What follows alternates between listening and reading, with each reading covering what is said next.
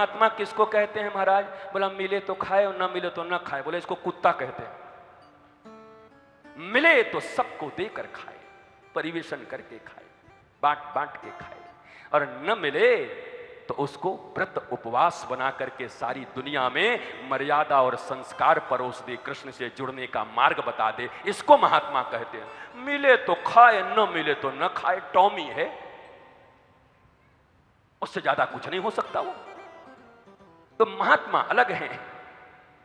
दिव्याति दिव्य भाव से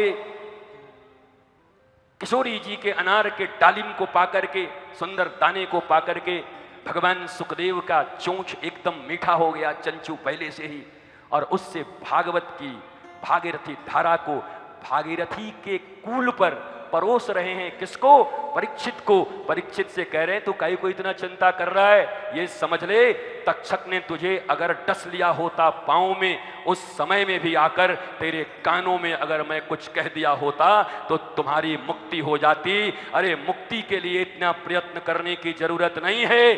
अब तुम्हारे पास 7 दिन है, गोदोहन काल से ज्यादा मैं कहीं रुकता नहीं। तुम्हारी मुक्ति के लिए मुझ सुखदेव को इतना परिश्रम करने की जरूरत नहीं। मुक्ति तो मेरी मुष्टिका में है, मेरे मुख में है, तेरे कानों में अभी दे सकता हूं। अब हमारे पास 7 दिन का वक्त है। हम मुक्ति के पीछे नहीं, राधा कृष्ण के भक्ति के पीछे पड़ेंगे। इन 7 दिनों में भक्ति पालेंगे। मुक्ति तो दासी है भक्ति की।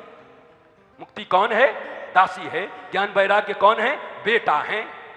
तो हम भक्ति के पीछे न पड़े कि हम बेटा बेटी के पीछे और चपरासी के पीछे और उसके पीछे हम पढ़ते चले। मालिक के पीछे पड़ेंगे कई बार। मालकिन कौन है? स्वामिनी का भक्ति स्वामिनी है, मुक्ति दासी है, ज्ञान वैराग्य पुत्र हैं। तो हम उनके पीछे पड़ेंगे। और ये 7 दिवस की कथा मुक्ति के लिए नहीं, बल्कि बलदाऊ, रोहिणी, राधा, रमण, श्री कृष्ण की भक्ति के लिए है महाराज। ये प्राप्त कर लेंगे। चैन से बैठे हो तो अभी तो तीसरा ही दिन है, अभी 4 दिन और खेलना है महाराज जम के। हाँ, बचपन में हमसे पूछते थे कि थोड़ा what is your favourite game.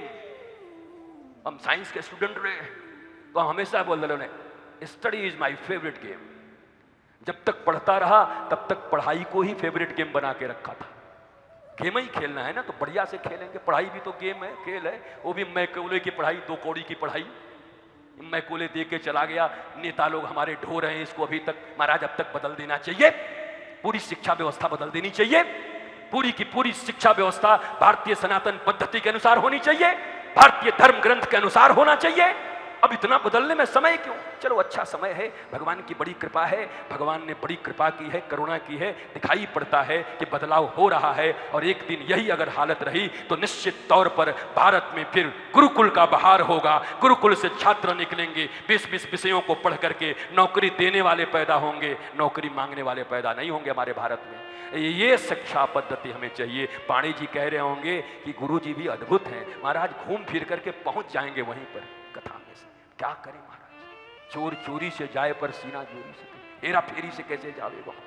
पहुंचना तो वही है, क्योंकि कथा तो आनंद देगा, आह्लाद देगा, जीवन बदलेगा। परंतु जब तक ये मैकोले जिंदा रहेगा, जब तक इसकी शिक्षा व्यवस्था जिंदा रहेगी, ये कथाएं सिर्फ आयोजन और अनुष्ठान रहेंगे। पर सरकारी बात दूसरी रहेगी। और देश सरकारों से चलती है, अनुष्ठानों से नहीं चलती।